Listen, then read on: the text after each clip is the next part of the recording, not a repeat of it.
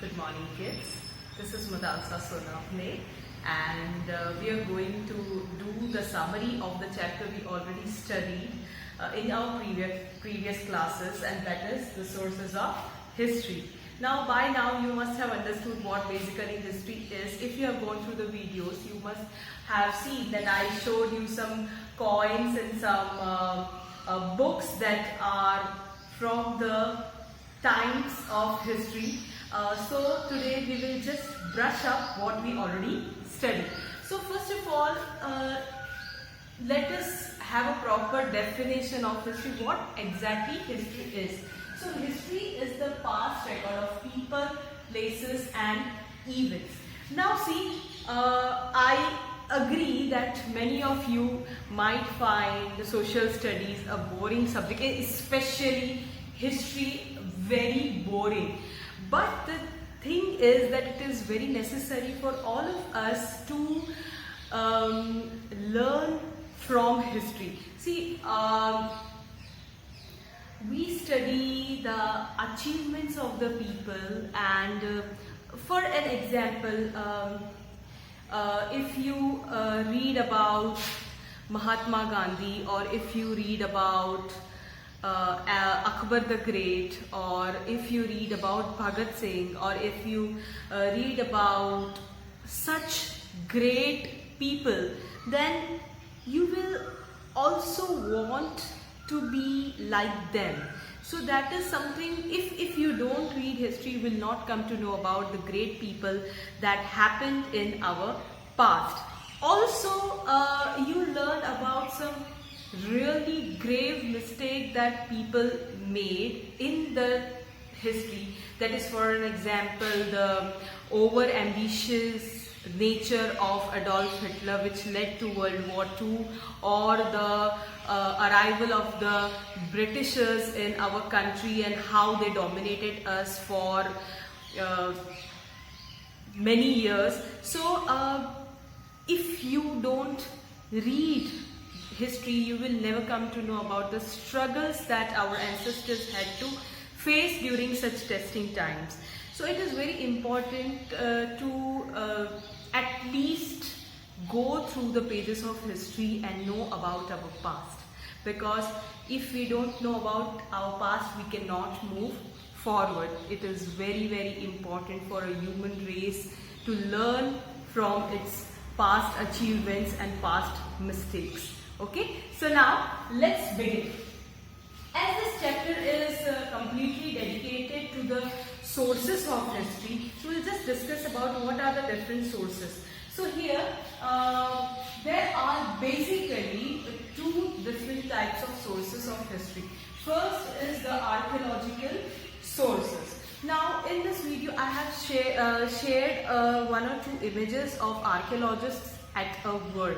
Now there are certain civilizations, for example Harappan civilization has been excavated, and that excavation was done thanks to the archaeologists, because due to whom we came to know about such a great civilization which laid in the earth, and it had to be excavated, had to be brought out from within the earth. So archaeology.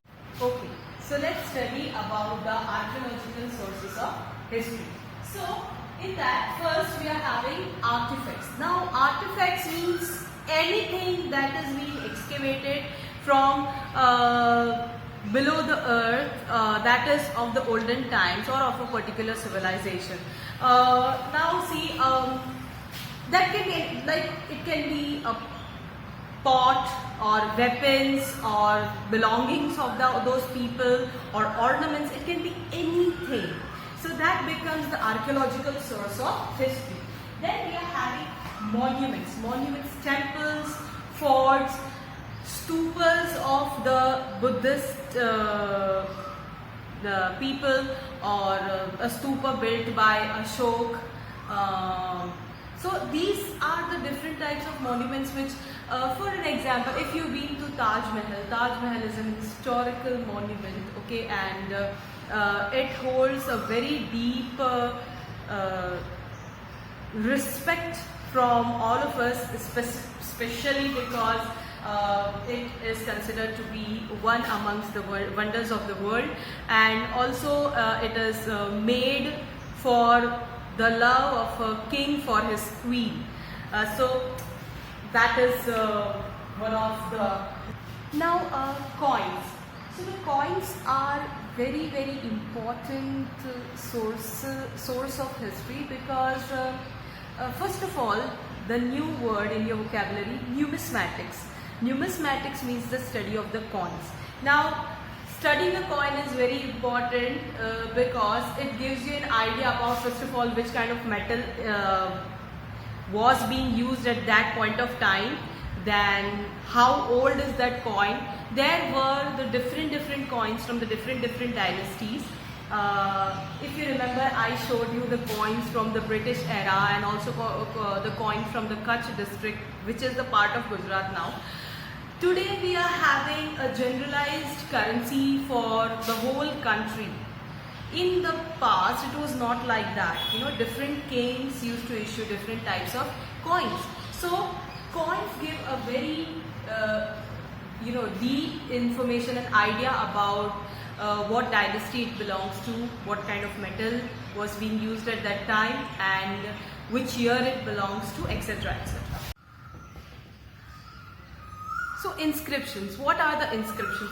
Inscriptions basically are the writings engraved on the rocks of the pillars or on the walls of the fort, which tells us about the particular king, his achievements, his greatness. Also, if you have seen Ashok Stamp or the Sarnath pillar or Ashoka pillar, then on that pillar, the whole the teachings of Buddha has been engraved. So these are that is called the inscription, and the study of an inscription is called epigraphy. Okay. We are going to study about the literary sources of history. So there are different. Literary means something related to literature, something written. So there are various subtypes of the literary source of history. First of all is religious literature. Religious literature means, as the word suggests, it is about a particular religion. So I have written an example of Vedic literature.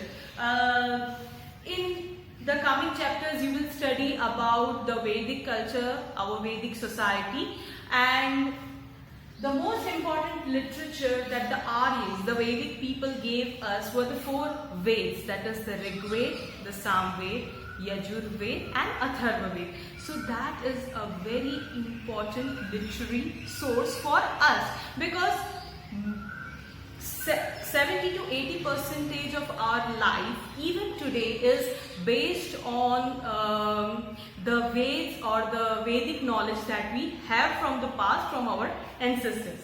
Then we have secular literature. Secular, again as the word suggests, which does not talk or write about any particular religion, but it is for everyone. So here I have given an example of Kautilya's Arthashastra. Kautilya, also well known as Vishnugupta or Chanakya, is considered to be the father of the Eastern thought of politics. So he is renowned and highly respected amongst the students of the political science, which is again one branch of social studies when you grow up. So he wrote about Arthashastra, and that book is again a very important literary source. And then we have the biographies. Biographies means there are 2 types of books.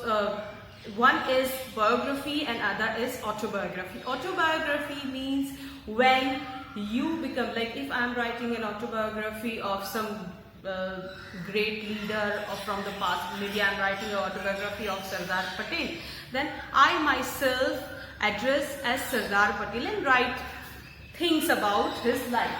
And biography means somebody writes something about your life. So here we have an example of Harshacharitra, which had been written by Banabhatta.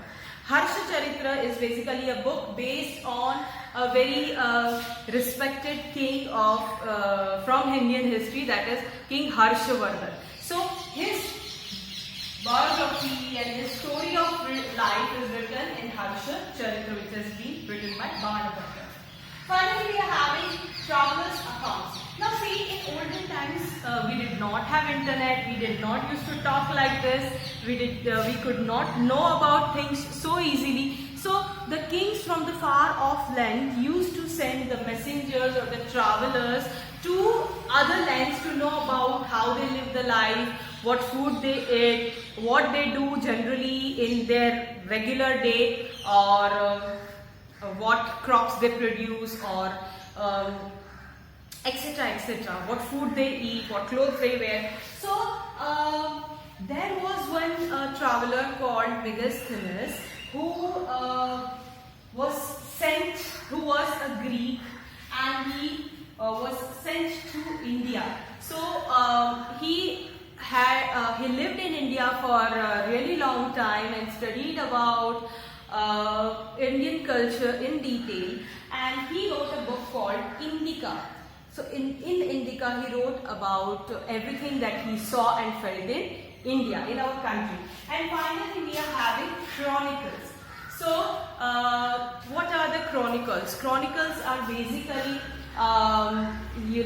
the stories of the king. And Kalhana was an author who wrote about Rajat Rangini. So that is a chronicle. So now, just a second. So now this is basically a small summary of chapter 1, that is the sources of history. I hope you understood it. We discussed about the definition of history, then we discussed about basically what are the important sources of history. There are two sources, and then we are having detailed subtopics, sub-sources of history. So I will be sharing you some other images and a write-up. Please go through them and let me know if you like the video. Thank you so much.